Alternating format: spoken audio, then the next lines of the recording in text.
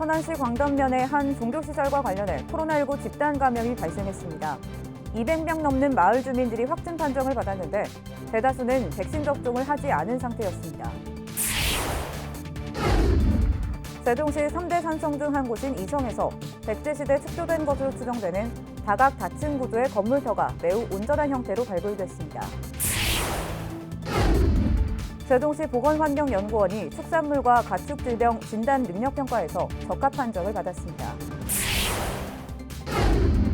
급격히 추워진 날씨로 난방용품 사용이 늘면서 화재 발생 우려가 커지고 있습니다. 충남교육청이 구축한 미래교육 통합 플랫폼 마주온이 무엇인지 알아봅니다.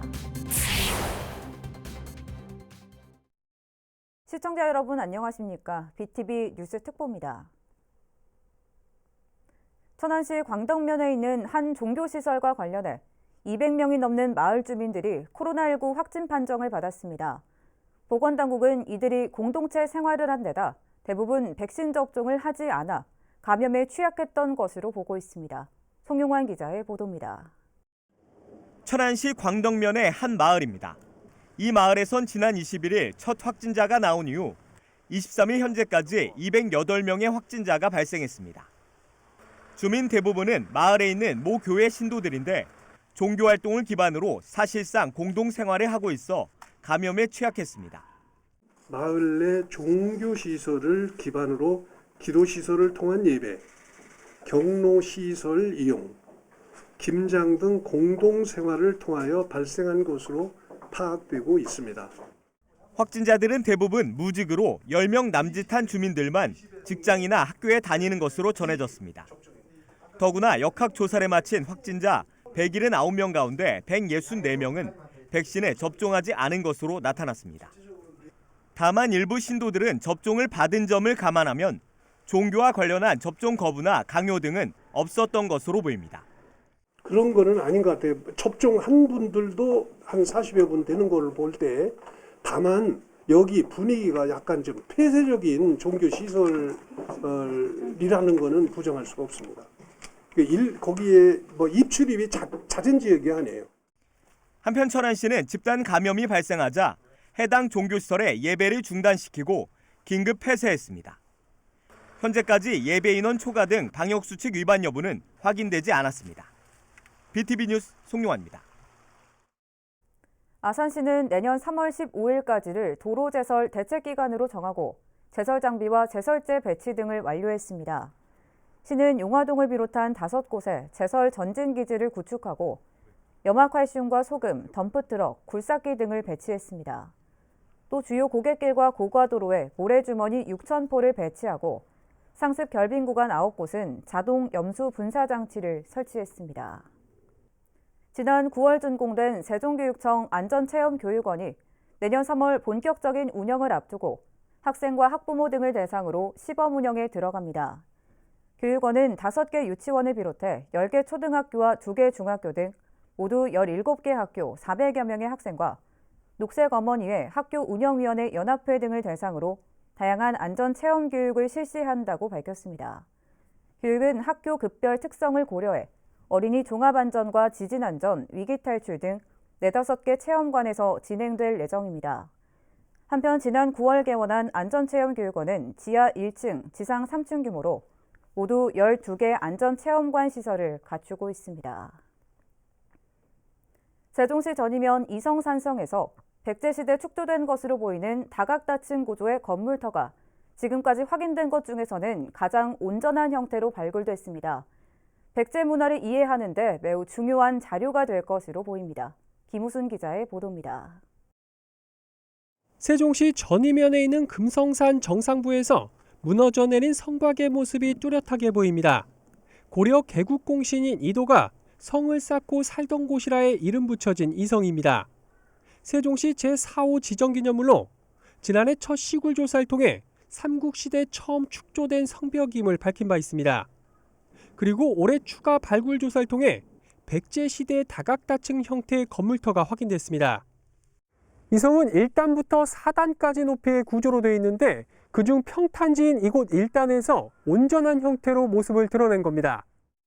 1단 건물의 구조는 중앙에 네모반 듯한 형태로 초석 12개를 놓고 외곽으론 30도마다 각을 주어 내진, 중진, 외진까지 3열로 초석을 놓아 12각을 완성했습니다.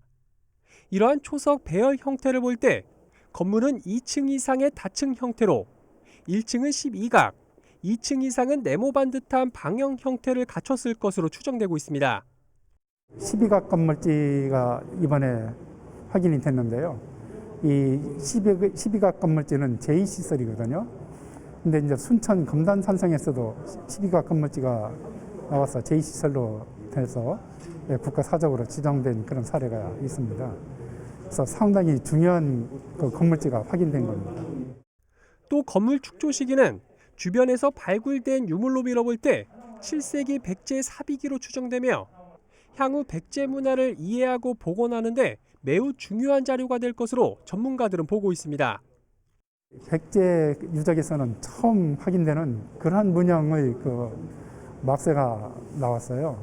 그 막쇠의 그 형태에서 특이한 그 특징을 지니고 있기 때문에 새로운 아주 중요한 자료가 이번에 처음 나왔다고 이렇게 하겠습니다.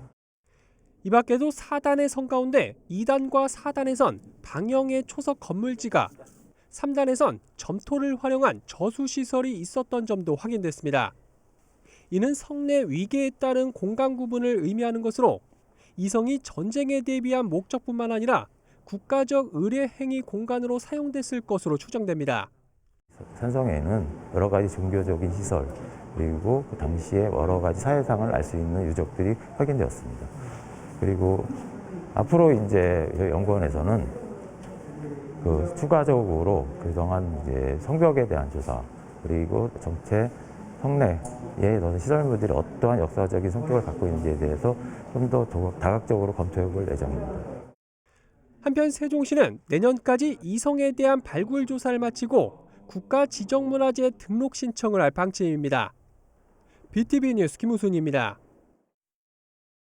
천안시 시설관리공단은 2021년 일반직 공개 경쟁 채용을 실시하기로 하고 오는 29일까지 서류를 접수받습니다. 모집 인원은 행정과 기계, 건축, 전기 등 모두 7명으로 천안시 거주자 또는 천안 지역 고교, 대학 졸업자 가운데 만 34세 미만의 청년이어야 합니다. 자세한 내용은 천안시 시설관리공단 홈페이지 채용 공고에서 확인하면 됩니다. 사단법인 아르크가 주최하는 제3회 한마음 기부 볼링 대회가 다음 달 4일 불당동의 한 볼링장에서 열립니다. 참가비는 1인 10만 원으로 발달장애인들의 돌봄센터 공간 마련을 위해 사용됩니다. 대회는 클럽 동호회전과 일반인전으로 나눠 진행하며 참가 신청은 다음 달 3일까지 받습니다. 세종시 보건환경연구원이 축산물 분석 순련도 평가와 가축질병 진단능력 평가에서 모두 적합 판정을 받았습니다. 연구원에 따르면 축산물 분석 숙련도 평가의 경우 10개 평가 지표에서 또 가축질병 진단능력 평가의 경우 11개 지표에서 전 항목 적합 판정을 받았다고 밝혔습니다. 연구원은 이번 평가 결과를 토대로 앞으로도 신속 정확한 분석 진단 능력을 통해 부정 축산물 유통을 방지하고 가축질병 확산 예방을 통해 시민들에게 안전한 먹거리를 제공하는 데 기여하겠다고 강조했습니다.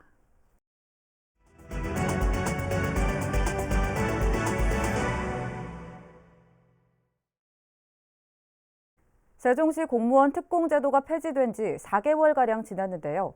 앞으로 세종의사당 등 추가 이전 수요는 남았는데 공무원 주거 안정 대책이 나오지 않고 있어 지역에서는 걱정이 많습니다. 일부에서는 특공 부활 필요성도 제기되고 있습니다. 김우순 기자의 보도입니다. 정부는 지난 7월 세종시 이전기관 공무원에 대한 아파트 특별공급제도를 폐지했습니다. 관세평가분류원의 셀프 특공 논란으로 공무원 특공이 부동산 투기 수단으로 활용되고 있다는 국민적 공분이 일었기 때문입니다. 문제는 그 사이 국회 세종의사당 건립이 확정됐고 공공기관의 2차 지방 이전이 추진되고 있어 세종시 이전 공무원 수가 앞으로 더 늘 거라는 데 있습니다. 이에 따라 세종시는 대규모 공무원 임대주택 공급을 정부에 건의하는 등 후속 대책 마련을 요구하는 상황입니다. 아직 정부의 공식적인 대책 발표는 없지만 최근 한 보도에 따르면 정부가 세종시에 2, 3천 세대 규모에 이르는 공무원 전용 임대아파트 공급을 추진 중이란 소식입니다. 다만 이 역시도 공무원들의 자발적인 세종행을 이끌어내는데 한계가 있을 거란 지적이 나옵니다. 공공임대주택에서 10년 동안 살고 나서 분양권을 준다라고 하면은 그것을 납득하면서 예를 들어서 세종시를 지방으로 보고 있는 수도권에 있는 공직자들이 쉽게 내려오려고 하지는 않을 것이다라는 그런 현실적인 한계가 좀 있어서 10년 공공임대 전환 이 부분은 현재 상태에서의 어떤 절충안이 아닌가라는 생각이 들고요. 이 때문에 일부에선 공무원 특공제도를 다시 부활시킬 필요가 있다는 주장이 나옵니다. 공무원들의 안정적인 정착이 도시에 무엇보다 중요하다는 건데 다만 자격 기준이나 전매 제한 강화 등의 명확한 규제가 동반돼야 한다는 전제를 달았습니다. 이제 마지막 개정안이 기존 주택을 처분하는 조건으로 분양을 받고 3년 내에서 5년간의 실거주 의무를 주고 8년 이상의 전매 제한 정도니까요. 이 정도면 시민들이 충분히 납득할 수 있는 수준이라고 생각이 되고요. 그래서 결과적으로는 기타 지역을 지금보다는 더 줄이고 오히려 이전 특공을 부활시키는 것이 저는 더 이 수도권 인구 유입에는 효과적이지 않나 그렇게 생각을 하고 있습니다. 도시의 지속적인 성장을 위해서도 세종시로 이전하게 될 공무원들의 주거 안정 대책은 시급히 마련돼야 할 것으로 보입니다. BTV 뉴스 김우순입니다. 천안시는 2조 3,400억 원 규모의 내년도 본 예산을 편성해 시의회에 제출했습니다. 이는 올해보다 800억 원 늘어난 것으로 일반 회계 1조 8,300억 원, 특별 회계 5,100억 원입니다. 천안사랑카드 141억 원, 교통흐름 개선 139억 원, 감염병 대응 169억 원, 그린에너지 모빌리티 환경 구축 1,272억 원 등이 포함됐습니다. 예산안은 오는 26일 제안 설명을 시작으로 다음 달 21일 열리는 본회의에서 확정됩니다. 아산시가 지난해보다 1,173억 원이 증가한 1조 2,073억 원 규모의 본 예산안을 편성했습니다. 주요 세출 예산은 사회복지 분야가 3,480억 원으로 가장 많았고 농림해양수산 분야 965억 원, 교통 및 물류 분야 790억 원 등입니다. 특히 경제 활성화를 위한 기업과 소상공인 지원 관련 분야는 올해 대비 68억 원이 증가한 486억 원, 일상 회복을 위한 문화관광체육 분야는 84억 원이 증가한 500억 원으로 편성됐습니다. 한편 2022년도 본 예산안은 제234회 아산시의회 제2차 정례회에 상정돼 의회 의결을 거쳐 다음 달 21일 확정될 예정입니다. 본격적으로 날씨가 추워지면서 난방용품 사용이 늘 텐데요. 난방용품으로 인한 화재가 매년 꾸준히 발생하고 있는 만큼 사용에 각별히 주의하셔야겠습니다. 보도에 김장섭 기자입니다. 컨테이너 벽면이 까맣게 탔습니다. 안에 있던 전기난로의 복사열로 인한 불이 인근 가연물에 붙으면서 화재가 난 겁니다. 화목 보일러가 시커멓게 그을렸습니다. 연통이 과열되면서 천장 부위의 합판에 불이 붙은 겁니다. 다행히 초기 진화로 큰 피해는 없었지만 하마터면 큰 불로 이어질 뻔했습니다. 이처럼 겨울철 난방용품으로 인한 화재가 꾸준히 발생하면서 주의가 필요합니다. 실제로 최근 3년간 전국에서 발생한 3대 난방용품 관련 화재는 모두 2,791건. 그중 전기장판과 히터로 인한 화재가 가장 많았습니다. 난방용품 화재를 줄이기 위해서는 전기 난방기의 경우 KC 안전인증을 받은 제품을 사용하고 불이 옮겨 붙기 쉬운 이불 등 가연물을 주변에 둬서는 안 됩니다. 전기 장판의 경우 접힌 채 보관하거나 사용하지 않도록 주의가 필요합니다. 또한 한두 시간 사용 후 10분 정도 꺼두고 문어발 시 콘센트 사용은 금물입니다. 온열 기구를 장시간 사용 시에는 중간중간 쉬는 시간을 가지는 것이 중요합니다. 또한 사용하지 않거나 외출 시에는 반드시 전원을 차단하고 콘센트까지 꼽는 것을 습관화해야 합니다. 동파 방지를 위한 전기열선은 수시로 손상 여부를 확인하고 과열 차단 장치가 있는 것을 사용해야 합니다. 아울러 화목 보일러의 경우 인근에 가연물을 쌓아놓지 말고 3개월에 한 번씩 연통 청소를 해주는 것이 좋습니다. 겨울철 꼭 필요한 난방용품. 안전 점검과 사용 수칙 준수만이 화재를 예방할 수 있습니다. BTV 뉴스 김장섭입니다. 충남교육청이 마주온이라는 미래교육 통합 플랫폼을 구축해 발표했습니다. 대면 수업과 원격 수업, 혼합형 수업 환경을 지원하고 각종 수업 자료들도 저작권 걱정 없이 사용할 수 있게 됩니다. 송용환 기자의 보도입니다. 충남교육청이 선보인 마주온이라는 플랫폼입니다. 교육에 관한 모든 것을 온라인으로 소통한다, 마주한다는 뜻을 담고 있습니다. 코로나19로 빠르게 변화하는 수업 환경에 대비하기 위한 것으로 지역이나 학교 간의 ICT 교육 격차를 줄이는 데 목적을 뒀습니다. 모든 학생들이 평등하게 ICT 교육을 받을 수 있는 환경을 만들어주는 것은 미래 교육을 학교에 안착시키기 위한 필요 충분 조건입니다. 정보의 격차가 교육의 격차로 이어지지 않도록 네이버 클라우드 시스템에서 운영되는 이 플랫폼은 교육 공동체가 실시간으로 소통할 수 있는 소통톡과 대면 비대면 혼합형 수업이 가능한 수업톡, 인공지능과 소프트웨어, 환경교육 등을 제공하는 미래톡으로 구성되어 있습니다. 수업 과정에서 쌓이는 빅데이터들은 학생들에게 맞춤형 학습을 지원하는 데 활용됩니다. 교사들은 교수학습 자료는 물론 지도교사용 교재나 영상 자료 등을 저작권 사용료 걱정 없이 사용할 수 있습니다. 자신이 연구한 연구 자료를 제공하고 의견을 나누면서 수업에서 즉시 활용할 수 있는 유익한 수업 정보들을 편리하게 공유할 수 있습니다. 교육청은 내년 2월까지 시범 운영을 거쳐 3월 새 학기부터 정식 운영할 계획입니다. BTV 뉴스 송용환입니다. 아산시가 올해 말까지 관내 1,443가구에 하반기 농어민 수당을 지급합니다. 농어민 수당은 지속가능한 농업 환경을 조성하고 농어가의 삶의 질 향상을 도모하기 위해 추진하는 사업으로 가구당 40만 원씩 지급됩니다. 수당은 아산카드와 지류형 상품권으로 지급되며 자세한 사항은 거주지 읍면동 행정복지센터에 문의하면 됩니다.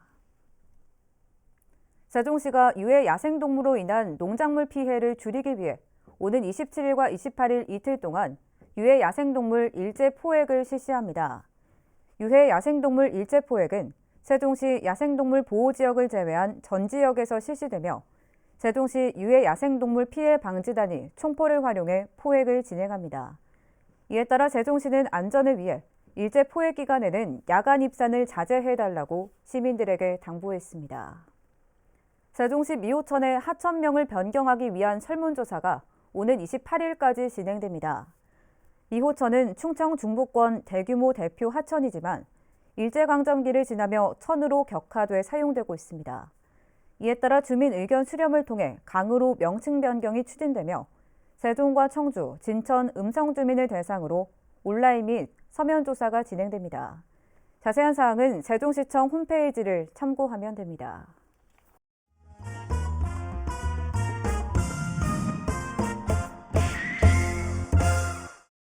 우리 지역의 부동산 관련 정보를 점검해보는 부동산 포커스 시간입니다. 오늘은 천안시 교통과 물류의 중심인 성완읍에 대해 알아보겠습니다. 충청남도 천안시 서북구 성완읍.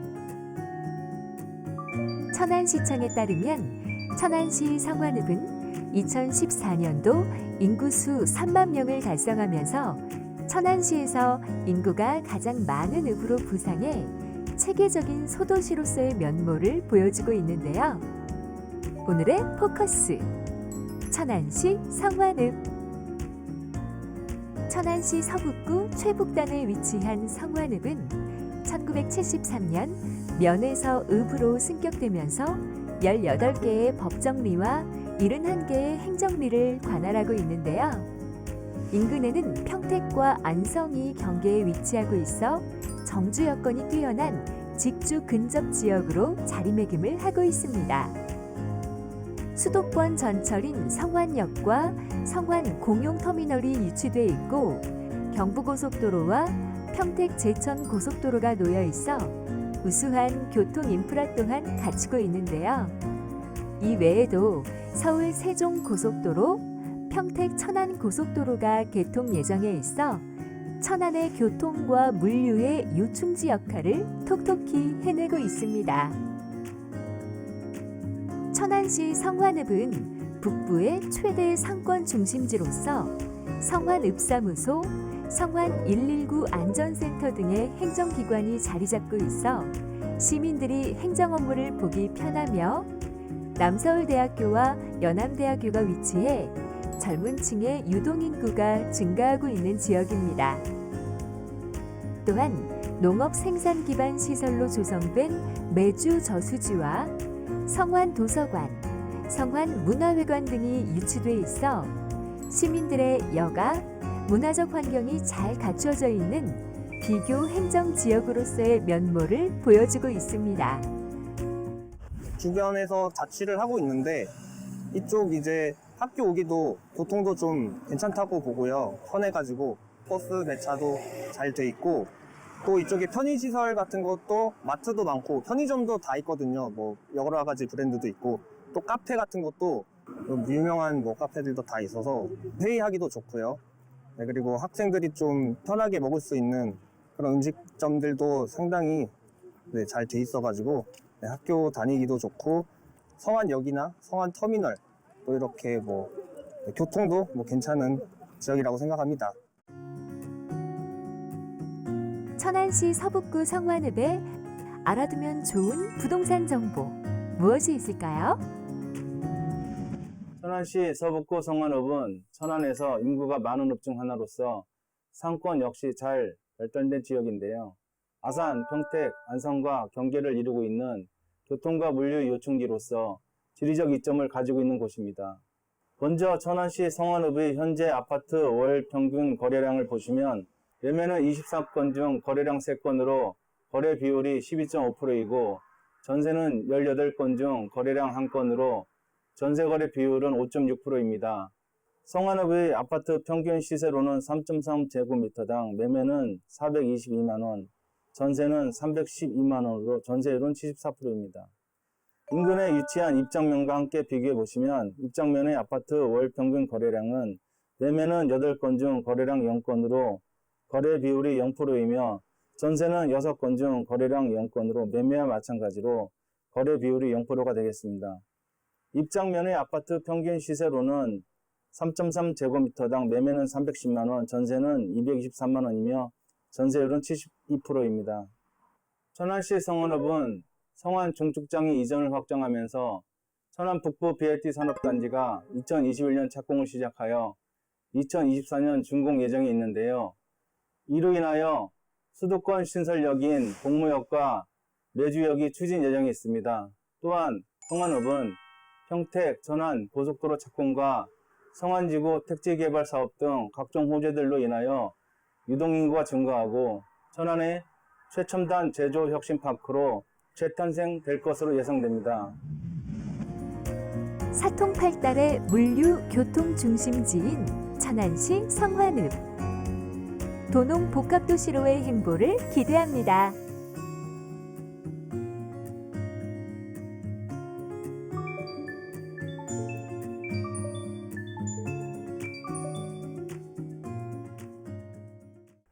이어서 우리 지역 구인 구직 정보를 알려드립니다.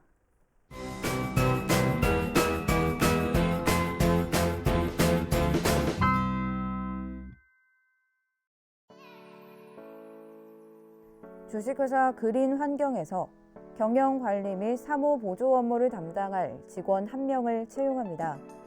직접 방문하거나 팩스로 지원 가능하며 문의사항은 041-560-2121번을 통해 안내받을 수 있습니다.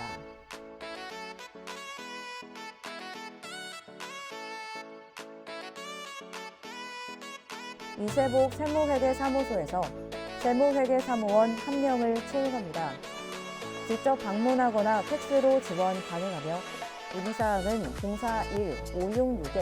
041-566-2378번을 통해 안내받을 수 있습니다. 이상으로 BTV 뉴스 특보를 마칩니다. 시청해주신 여러분 고맙습니다.